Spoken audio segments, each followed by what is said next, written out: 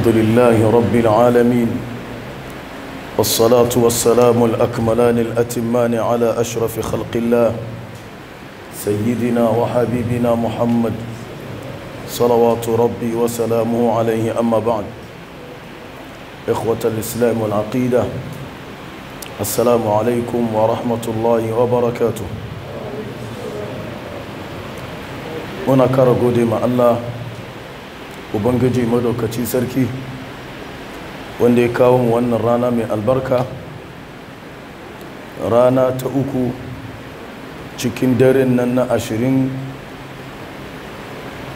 ko cikin dare na 10 ta karshe a cikin wannan wata mai albarka, dare da annabi Muhammad sallallahu alaihi wasallam ya ce mana ya fi daren shekara duka albarka. Inda ya bawan Allah ya sa ka samu kanka ciki kuma kana bautan Allah, abin a gode ma Allah ne. Shi wannan dare na karshe a cikin wannan wata na Ramadana mai albarka, Allah ya sa ya wani dace da wani baiwa kuma daban. Wannan dare daren Juma'a ne,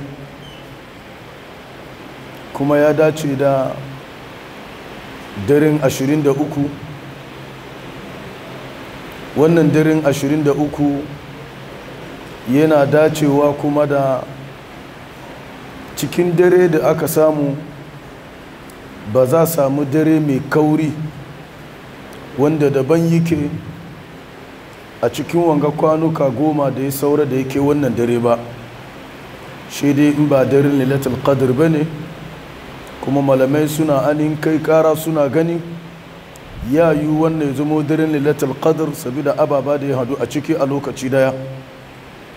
Na farko ya dace daren Juma'a a bakwai duka yana cikin dare da annabi Muhammad sallallahu alaihi wasallam ya ce, ko da kun manta da ni a cikin sati to kada ku manta da ni daren Juma'a, ku tuna da ni daren Juma'a, sannan ku kuma tuna da ni safiyan Juma'a. ma'anan ku tuna da shi shine ku yawaita salati da sallama a kansa. Ya ce don salati da sallama a kaina a cikin daren Juma'a, Allah na nuna min dukkan wanda ya min salati, she ni kuma in kuma sa shi cikin waɗanda Allah zai bani dama in cece su gabarin waharan sayuwa da kuma fadawa wutan jahannama. Sahabbai suka ce, ya Rasulallah sallallahu alaihi wasallam, kaifa tu'radu salatuna alayka wa kada arimt, ya za yi a nuna maka salati da za mu dinga yi maka alhalin ka mutu ka ribe, kana cikin kabari shekaru da yawa kuma ga munan da yawa. Annabi Muhammad sallallahu alaihi wasallam ya ce, inna Allah kataba ala al-ardi alla ta'kula ajsad al-anbiya. Allah ya dau alkawali da kasa, ba annabi inda ya mutu nan ake bisa shi, sa'an nan kasa kuma kada ta taba shi, kan da aka sa shi ta bar shi haka nan ta yi mai gaidi, kada wani abu ya canye jikinsa har ranar da Ubangijin Allah zai tayi kiyama a mayar masa da ransa in ya so ya jagorci al'ummansa zuwa aljanna. Shi sa nabi ya ce, ba zan rube ba, kuma raina na tare da ku, ina ganin irin salati da kuka yi mini, she wannan anin ceto na ya shafe ku. To shi sa wannan dare ne na daraja sosai. Shi sa malaman addini na kwarai kowa zai sa karatu na musulunci duka irin bayan magaruwa bayan dare yana sa shi cikin wadanga dare ne. Shi sa idan ka je haramun Makka da haramul Madani, ko da wani rana ya kwana firi ba karatu, amma ba daren Juma'a ba, kaga ana karatu tun daga abin da ya kama magaruba har sakiyan dare, wasu hagarin Allah ya waye saboda darajar wannan dare mai albarka. Shega shi ya kuma dace cikin azumi kuma kwana 10 na karshe kuma cikin daren su, she bawa ka kuma samu kanka kuma ba ka gida kana anin masallaci, kuma ya dace da lokacin da Allah da kansa kuma ya sauko sama na farko. Ashe wannan dare wani special ce wanda ubangijin Allah ya anin ba bayin Allah. Allah ka sa mu dace da duk alkhairi da ke ciki. al'umman musulmai kan wannan bayan Allah da muka samu kanmu a masallacin nan muna ga kanmu kamar lalle kan Allah ya ba mu iko mun gina masallaci mai kyau wanda yake ba wani balarabe ba wani dan waje da ya yi mu da muke masallacin nan da 'yan wayenmu da ke kasar waje suno ne suka yi karon kudi ake wannan masallaci shega munan muna ciki mun rufe kanmu sama ga mutane maza da mata kasa kuma ga mutane maza da mata mun kunna iya condition muna bauta ga mu da juma mai kyau wurin alwala mai kyau ko ina yayi kyau kai da kankan ka zo yana baka sha'awa to abin da ya fi masallacin nan kyau shine anin sallah da muke yi abin da ya fi masallacin nan kyau shine malamai da ke ba mu sallah duka mahaddatan Kur'ani ne suna karatun Kur'anin ne ba wanda ke duban Kur'ani a cikinsu wannan babban daraja ne yana komawa da mu da asalin musulunci haka aka soma hafizai ne na Kur'ani suke ba da sallolin musulunci a ko'ina shi aka zo aka samu wani lokaci shi liman ya sai da katon Kur'ani amma ya fara karantawa haka zai dinga tuntube ya gajiyar shi ubangijin Allah ya canza yanzu ga yara ne ƙanana wasu kunan jikokinsu ne kunan kuma yaransu ne wanda kanninsu ba su da yawa shi ga sunan suna saye suna karanta Kur'ani ba tare da sun bude ba shi kana mamaki me ke faruwa irin wannan wancan shekara Regina Komenda ya zo nan yana mamakin yara kanana da ke bashi sallah ya yi magana ya fi so nawa ji yake ce mini Allah ya sa ya je umra in ba ka bada ya dawo ya yi sallah tare da mu a kare don abin da ya gani to da shi da waɗanda ke kasan umra ubangijin Allah ya karbe musu kuma ya dawo da su lafiya zuwa gare mu abin ban sha'awa bayan sun haddace Kur'ani annabi Muhammad sallallahu alaihi wasallam ya ce an saukar da Kur'ani bisa kan anin halishin karantawa guda 7 duk wanda bawan Allah ya karanta ta ubangijin Allah ya anin bashi Kur'ani bayarwa mai kyau masallatayya da ke nan Ankara gabadiya ban shakka yi magana Kur'ani guda suke karantawa shine hafs in ma an samu mahaddata ciki kenan sai dai ka same su talfik yayi a sama da ci guda ko biyu sauran duka za su dubi Kur'ani ne kuma anin murya guda suke karantawa shine hafs amma wannan masallaci yaran ga da ke ba mu sallah kowanne da anin karatu da yake yi da zuwa da suka ba mu sallan tarawih sun karantar da mu Qur'ani wanda ake ce ma hafs karatu kenan na mutanen kasan Kufa a kasan nan na Iraki wanda ma'aiki alaihi salatu wassalam ya ce in an karanta shi yana da kyau balma shine Qur'ani wanda ya dace a duniya ko ina ana karanta irin shi kuma yayi common shine hafs amma wanda ya ba mu sallar dazu kan wannan na karshe zo shi ya ba mu sallah ne da karatu wanda aka ce mata qalun anil imam nafi' wannan karatun mutan Madina kenan shi mutan Madina wanda su ma suka gada kenan a wurin manzon Allah shi yasa karatu da ya ba mu sallah da shi kenan zaka ga muryoyin ko kwa harufan wani lokacin kana ganin Kur'ani kana tare da shi sai ka ga wani wuri kamar ya kuskure ba haka bane ba kuskure bane haka aka karanta shi haka kuma wanda ya ba mu sallah karshe shi ma ya ba mu karatu da ani malami da aka ce masa Imam Shu'ba an Imam Hafs shi ma karatu da ya ba mu sallah kenan za ka ga wasu kalmomin suna sakewa ba kuskure bane haka aka saukar da su kuma kowanne na da mana kuma kowanne kuma na da nufi sannan kowanne na ba mu wani rangomi a cikin rayuwarmu na duniya shi yasa ubangijin Allah in ya so addini ya koma kamar da aka fara to alaman shi kenan annabin Allah ce bada al-islam ghariba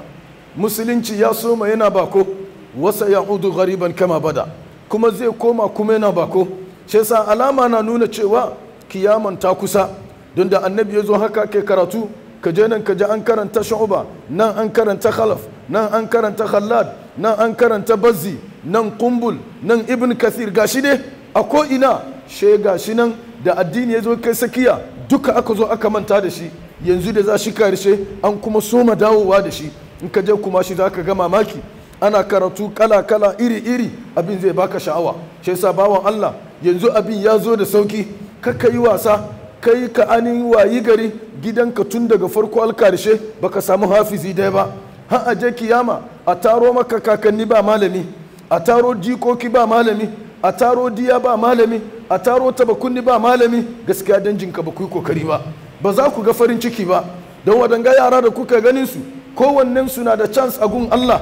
in kiyama ta yi zai je cikin jahannama, Allah ya ce je ka fidda mutane 10 da ni na sa su jahannama ba su fita, amma sabida alqur'ani da ke kanka je ka fita su. wani riwaya ta ce zai je fidda mutum 70 zai kwalkwalo su daga can cikin wuta ya kawo su cikin aljanna, kowanne cikin su duka wutan jahannama da ya tabbata a kansa. bayan Allah, daga nan nike tambaya, in babana jahannama dan sai ya haddace Qur'ani, in an ce je fite mutane jahannama kana ga zai bar baban shi kuwa? Shakka babu da shi zai fara. Shi yasa bawan Allah, ka bar jan idon ka duka ya koma kan yaronka bisa kan kiyaman shi sama ga duniya. Duniya Allah na ba wanda ya ga dama ne, ka iya ka neme shi ga dama bai baka, in ya baka kuma ya ga dama baka cin umfani shi. Da dama sun yi ilimi suna kare neman ilimin sun mutu, da dama sun tara kudi yanzu da suka yi gini mun huta za mu ci kudin, sai ubangijin Allah ya karbe su. Wasu bayan sun yi wahala sun tara, sai ubangijin Allah ya sa kudin ya kare ba su mutu ba suna duniya. Ta amman ka nemi kiyama, shakka babu ka nemi future ta gaskiya, wanda ko mutuwa ya dauke ka da sauri ko bai dauke ka da sauri ba, za ka yi riba gaban ubangijin Allah madaukacin sarki. Bayan Allah, shi yasa bisa kan haka ba abin da ya fi da duniya gabadiya ya kai ubangijin Allah ya sa Qur'anin da ya saukar da shi ya ce ya fi komi, kai ma a ce an same shi a gidanka. Bayan Allah, ko maka duba tarihin Qur'ani, mala'ika Jibril malamai sun tabbatar ya fi mala'iku duka alal itlaq. kowane mala'ika da ke sama da yawan sun ga ba su kai mala'ika Jibril daraja ba. shi kadai na da fuka-fiki daidai 600 jina. kowane anin amatansa da Allah ya ba su special ne sama ga anin sauran mala'iku, yana tuma da kowanne ya je ko'ina a cikin duniya. duk wani abin da ka sai yana sauri to bayan mala'ika Jibril ne. Allah ya sa Jibril ya fi anin sauri in Allah ya tashi neman abu shi ke aikatawa. mai yasa Allah ya ba shi daraja? malamai suka ce saboda Qur'ani da Allah ya ce Jibril doki Qur'ani nan ka kai shi Baitul Ma'mur. daukan Qur'ani daga wurin Allah a can sararin samaniya ya kawo shi sama na farko, sabida Qur'ani da ya rika ya sa fi mala'iku duka gaba daya. bayan Allah, bayan haka Allah ya kallafa masa cewa kai za ka dinga kawo Qur'ani sannu a hankali har Qur'ani ya kare sauka, har annabin Allah ya mutu, sa'an nan Qur'ani a rufe ba saukar da ita kuma. da annabi kuma Muhammad sallallahu alaihi wasallam ya zo duniya ya fi dukkan mala'iku dukkan annabawa daraja, ba komar ba saboda alqur'ani da ubangijin Allah ya bashi. Qur'ani da Allah ya ba annabi to da shi ya fi dukkan annabawa suka shiga karkashinsa, ya ba su sallah da Qur'aninsa, alhalin dukkansu kuma na da littafi. shi yasa da zai je sararin samaniya, ai na ce muku mala'ika Jibril ya fi kowa guduwa, shi ubangijin Allah ya zo da dabba kuma da wannan dabba kuma ya fi Jibril guduwa, shine Burak. da shi aka doki annabi Muhammad sallallahu alaihi wasallam daga Makka zuwa kasa na Falastin. wato wahala ne kurum, tamu da annabi ya dile shine hawansa kan dabban, amma ba sani ba zaman shi kan dabban shi ke da anin sauri ko dai kaiwan shi Falastin ke da sauri, domin ya zauna kan dabban shine mafi wahala. amma bayan ya zauna ya kare, kan a ce za yi kobo, annabi ya samu kansa yana Falastin, alhalin suna tafiya da dawakai, tafiya kwana 15, dawowa kwana 15, amma cikin ba kobo annabi ya kai can wurin. bi ma'ana gudun Burak ya fi hasken lantarki da duk abin da ka sai na da haske, shine girgije ko kuwa sawar adari wanda muke ce mata barak. me ubangijin Allah ya yi? annabi da ya kai wurin, Allah ya tara mai mala'iku duka, annabawa duka, ya ba su sallah kuma da Qur'ani. ya je sama ya dinga ganin su daya hal ya je hadu da ubangijin Allah madaukacin sarki. da mai annabi ya fi annabawan duka? da alqur'ani da Allah ya bashi. Qur'anin ga da kuka gani inda Allah ya saukar da shi duniya, ya dace cikin watan Ramadana, kuma ya dace cikin daren Lailatul Qadr. shi yasa watan Ramadana ya fi watanni duka daraja saboda Qur'ani da ya sauka ciki. sa'an nan daren karshe ya fi darurukan Ramadana duka daraja saboda anin Qur'ani cikinta aka saukar. sa'an nan Lailatul Qadr ya fi dukkan kowace dare cikin kwana 10 ga daraja don Qur'ani ya sauka a cikinta. to shi yasa duk wanda ubangijin Allah ya yi masa kyautan Qur'ani to ya fi kowa, ba wanda ya kai shi a wurin Allah. shi yasa bawan Allah, abin nema ne ko da rarrafe ya kamata ka neme shi. ka yi wasa ka tara komi duniya ba Kur'ani ciki. In kana da yaro kana fama bai haddacewa, je ka duba yaron diyanka ko yaron kaninka ko jikanka, kashe kudi a kan shi haddace. Kai in ba shi zo inda ake haddace Kur'ani, tambi malami wani yaro ke kokari ina son shortcut in yi bashi kansa kamar da ake bashi kan player ya je buga ball, ni zan yi bashi kansa don in samu ceto kiyama. Kaga ubangijin Allah, in ka gaskata Allah shi Allah gaskata ka. Tunda ke danka bai samu ba ka kokarta dan wani ya samu, to shakka babu can gaba la Allah fite maka wani jika saboda irin wannan fama ubangijin Allah ya kyautata masa Qur'ani don abin da ka aikata. Shi yasa alqur'ani abu ne mai daraja. Shi yasa ma'aike ce mana khairukum, yace ku saurara, fiyayyanku ba shi ke magana ba, an gaya masa ne ya gaya mana. Waye gaya masa shine Allah, yace khairukum, fiyayyanku wanda ya fi ku kowa bai da sara a cikin mutane shine man ta'allama alqur'ana wa 'allama, wanda ya nemi ilimin Qur'ani bayan ya kare nema shi ya je karantar. Ashe Qur'ani kana nema ne ka karantar, in ya so ka wasaftu da shi, ana ibada da shi, ka yi wasa ka zama makiyaci wurin bauta bayan Allah ya baka Qur'ani. Ya kamata ka yi gaba-gaba a wurin bautan Allah, a wurin kamanta duk abin da ma'aiki ya ce a yi, saboda ubangijin Allah ya daraja ka daraja na ƙololuwa shine Qur'ani da ya baka. Ta shi sa waɗancan da suka fi kowa ba komar ban saboda Qur'ani. Shi sa da aka tambi sahabbai, su wane ne manya cikinku? Kun yi yawa, annabi ya mutu ya bar sahabbai sama ga 100,000. Waɗannan sahabbai a zamani sun yawa, su kuma suka tara ma duniya ababen da ba irinsa. Shi aka tambi sahabbai, su wane ne shugabanni cikinku? Shin sun ce kwamiti? A'a, dama ba kwamiti lokaci. Balla ce kwamiti su ne, to su wane ne shugabanni? Shi sahabbai suka ce kullu man hafiza aw qara al-baqara wa ali imran fina jadda fina. Duk wanda Allah ya bashi iya karatu suratu bakara, ya kuma iya karatu suratu ali imran, ya karanta ya iya, ya san manan shi, to daga wurin nan shi ya zama shugaba a cikinmu. In an je wuri, in kaga bai zama shugaba ba, to akwai wanda ke da sabi ittiwal, shi ya haddace manya-manya guda 7 ne.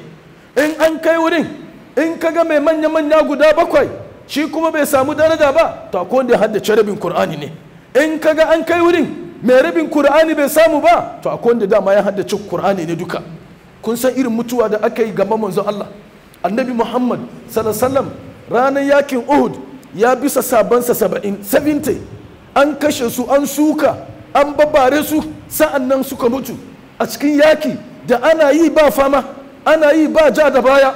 Wasu daga bayan su ake gunduwa da su, wasu kuma daga gaba. Annabi ya bisa mutum 70 da aka gina rami babba, ginawa guda aka yi kamar da shi ake biso aka san taki. Allah ka sa sun je a sa'a, kaga an zo da mutane 10,000 5,000 an gina rami daya za a sa su, she a leko a ciki suka kamanta iri na manzon Allah. Da manzon Allah zo zai bisa shuhada Uhud, manyan mutane da suka mutu ranar Uhud, she ya fara tambaya, ku dubo min su wane ne mahaddatan Qur'ani. She aka fidda su aka aje, da aka fidda su aka aje, she annabi da kansa ya shiga ya karbe su daya ya shimfida su, sannan ya yi layi, sa'an ne ce su ake da hadisi suka haddace maganganuna. Shi aka ce ga sunan, annabi ya kawo su kuma aje. Bayan ya gama sa'an nan aka tambaye su ake da ilimin addini, aka kawo dukansu aka aje. Ba tambaya wane ne sarki ba, wane ne shugaba ba, wane ne menene ba, wake da Qur'ani. Shi sa bayun Allah bare almajirai iri na mu ji tsoron Allah da Qur'ani da Allah ya bamu. Wallahi Allah ya baka Qur'ani, ba abin da ya rage ubangijin Allah bai maka ba. Allah ya ce huwa khairun mimma yajma'un. Qur'ani shine babban alkhairi wanda Allah ya baka abin da baka iyawa. Shi yasa bayun Allah ku kara tsoron Allah cikin wannan duniya da muka samu kanmu, don ka kare lafiya gaban Allah. Annabin Allah ya karbe ka, ya aje ka wadon ka haddace Qur'ani. Bayin Allah ba karamin abu bane. In Allah ya sa ka dace da haka, bukatanka na duniya ya biya, ba abin da ya rage sai dai ka roki Allah ya baka ikhlasi, ya baka yi don Allah, ya baka rashin riya, ya baka rashin girman kai. In wannan ya zo maka, to ka tabbatar duniya da ka zo ka yi riba, kuma za ka samu dace nan duniya, ka je kiyama kuma ka samu dace. Abin da ke da ban sha'awa, za a yi kiyama kowa na cikin firgita, amma la yahzunuhumul faza'ul akbar. kaga mahaddatan Qur'ani ba su tsoro, ba firgita, ba tashin hankali, ba bacin rai, ba nan duniya ba can kiyama. Kowa ya mika za shi gaban Allah, amma kaga dan Qur'ani yana yawo, malaiku na mamaki, su kufa na za ku ne, shi a ce musu ai waɗanga mahaddatan Qur'ani kenan suna neman iyayensu su sa musu fulla na karamci, su kuma sa musu tufa su fita cikin sirara a lokacin da kowa ke cikin sirara, a lokacin da kowa bai san me yake ciki ba, da annabawan, da manyan, da malaman, da attajirai, da sarakai, ana neman baban da yaron sai haddace Qur'ani a dora masa riga a kuma sa masa anin kaya na daraja. Ashe ba karamin abu bane ka samu kanka ka haddace Qur'ani. To in dai baba kenan ma da dansa ya haddace, ana yawon neman sa, a sa masa rigan daraja, a sa masa anin hullan daraja, me kake cewa da shi? Shine sahibu Satibi yake magana, yace fama dhannukum bin najli inda jazaihi, yace in dai baba kenan da dansa ya haddace, shi zai masa wannan karamci, to wanda shi ya haddace mai Allah zai masa. Allah ce ulul bir, su ne mutanen Allah, su ne masoyan Allah. Allah ka samu cikin su, Allah ka tausaya mana, Allah ka samu haddace sabir kai, Allah kada ka samu je kiyama ba Qur'ani tare da mu. Bayin Allah, abin nema ne mutum ka nemi Qur'ani, in Allah ya sa ka samu, ka yi addu'a, ka yi fama, a yaranka kuma su samu. Bayin Allah, ka zauna nan kana fama da duniyan, ka bi shi ka jima baka samu ba, to lokaci ya kai ka zo ka bi Allah, ka jarabi Allah ka gani ya Allah zai maka. Bayan Allah, lokaci na kwacewa, abinda nake bukata wurinku shine in kuka dubi masallaci kun ga kaman ana cin kudi ciki sosai, kuma ababa da muke bayar bai taimakawa. Mun je mu bar ma masallaci bashi, kuma muna da iko, wa zai biya? Shemu Allah bai biya. Waɗanda suke masallaci kullum su sun yi gwargwadonsu, sun yi fama tun daga shekara har Allah ya kai mu yau. Ku dubi tun lokacin da aka yi la'asar, waɗanga kayan ga suka yi aiki, malam ya yi karatu, muka zo muka yi magaruba da karatu muka yi, da kuma waɗanga kayan lantarki da waɗanga kayan sanyi muka yi amfani da su, muka zo muka yi sallan nan na anin tarawih, ga munan muna sallan lisha, bi mana tun daga anin kusan 12 hours wuta na aiki ne. In ba mun tashi tun yanzu mun tallafa ma Allah, mun aje ma masallacin nan arziki wanda wani abun zai zo a debo a yi ba, to masallaci za ta yi bashi, a zo a ji kunya, ana bisa kan mimbari ka ji wuta ya je off, alhalin muna da kudade shake mun aje su kuma ba namu bane.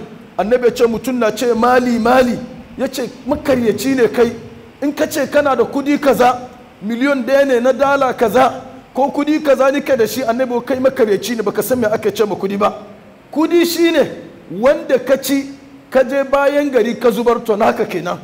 Kudinka shine wanda ka saye da shi tufa kasa ya lalace, naka kenan.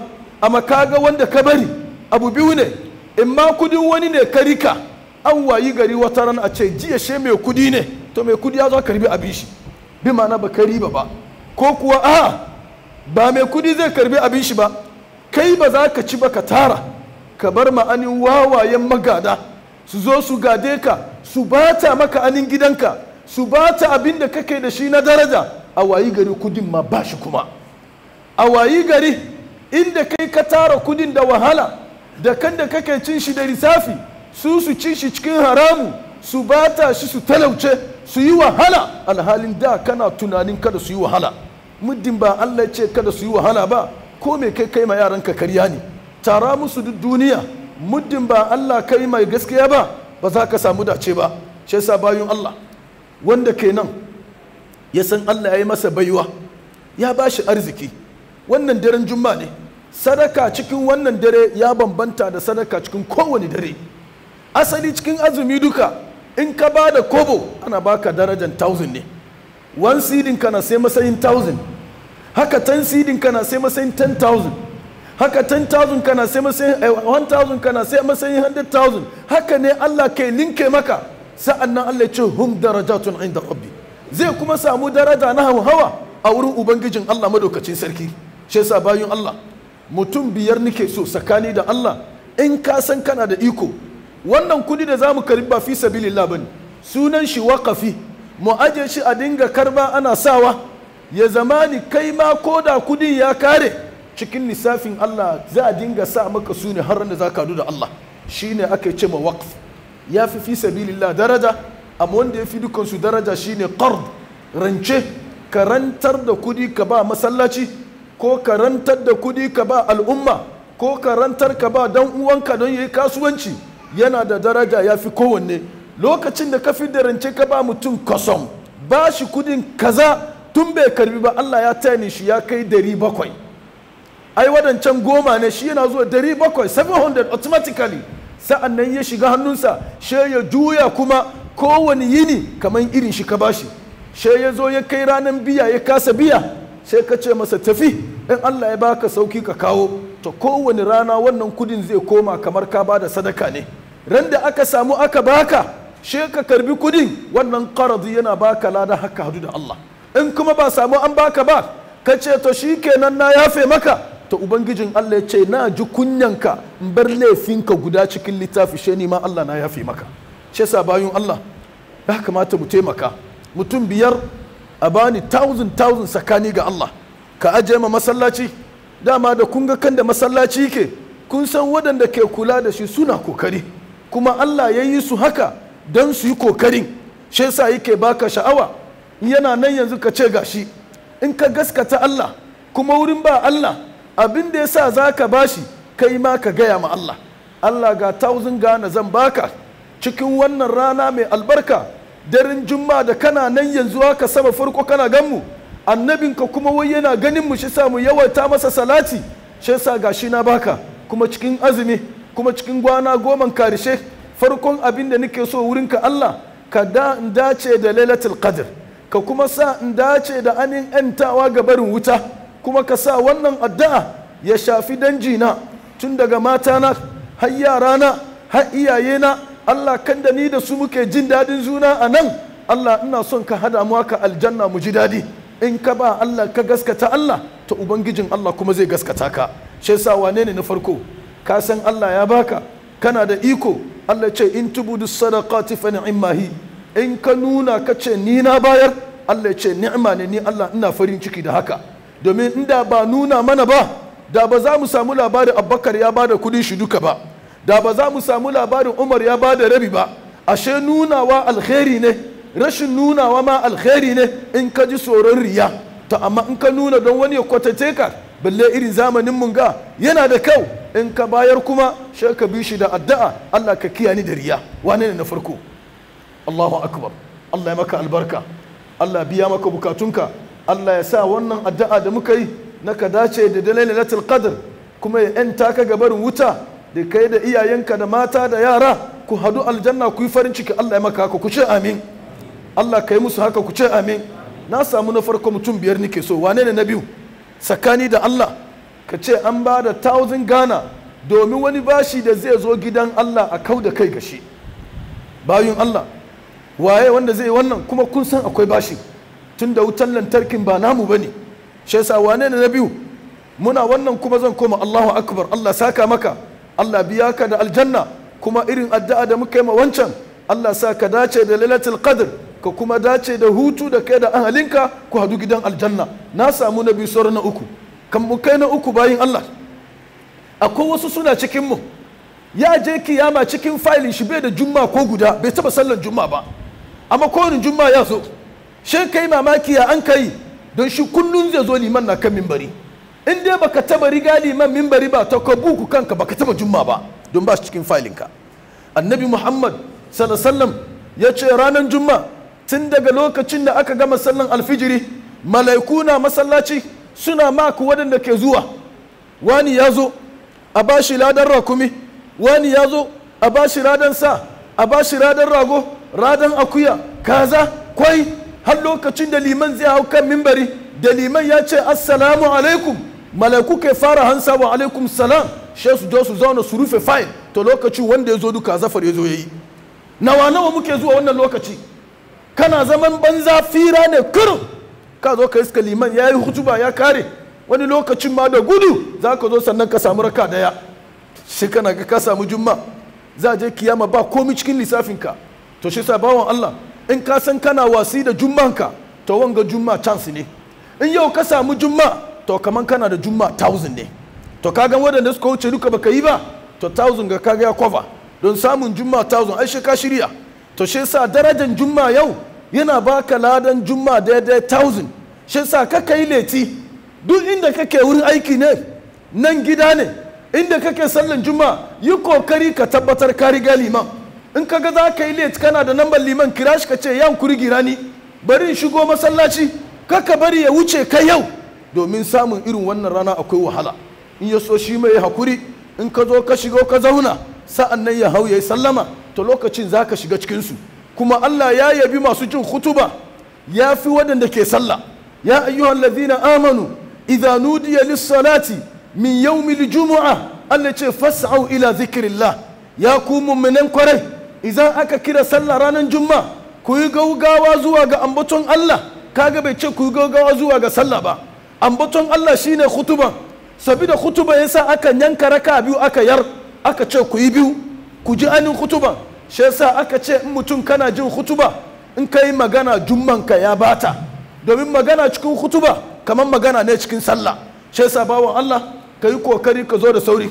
Abdullah dan Mas'ud karshen zancen mu ya zo wata rana zuwa ga masallacin Annabi Muhammad sallallahu alaihi wasallam, a ga masalla su ba ya je ya zuba ruwa ya zo, shi zo iska mutum fudu sun rigaye shi, mutum uku, ya damu sosai. Shi ke ne fara kuka. Annabi ya zo ya hau minbari, Abdullah dan Mas'ud na kuka. Annabi ya gama anin khutuba yana kuka, ya ce me ya faru ne?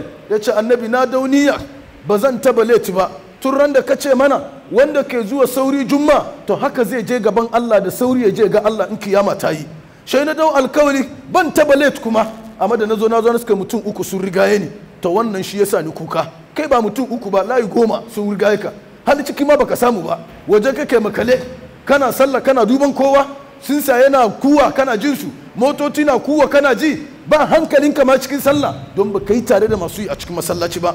Ya yi kuka haka, shani bai ce kai hakuri Abdullah dan Mas'ud, anta rabi'un bi arba'in wa ma rabi'un bi arba'in min Allah bi ba'id. Ke ne na hudu cikin waɗanda suka zo masallaci, kuma ka zauna gaban Allah na hudu, ai baka je nisa sosai ba.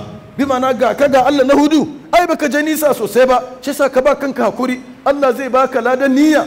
Tunda ka dau niyya za ka zo kuma ka kwatanta, ka zo ka iska wasu, to za yi haka. Shi sa rigan geto aka yi. Shi sa bayan Allah kuma ku kokarta ku koyi irin wannan. Tabbatar da alkhairi tan ne ce gashi nan kai ko mana ka iya ka jos mu in Allah yadda. Na'am 5 CD ma yana iya taimakon, yana iya wannan. Kakka yadda irin wannan dare wanda na ce maka yana da kauri, kai ayi ba ka yi ba, a'a ba daidai bane. A ce an ba da kai ba, wallahi an gama da ka. Yi kokari ka shiga ciki, ko da babu 1 CD ne bayar, in babu ma ce malam ba ni rance ko taimaka minin taimaka, to zai taimaka maka ko sosai.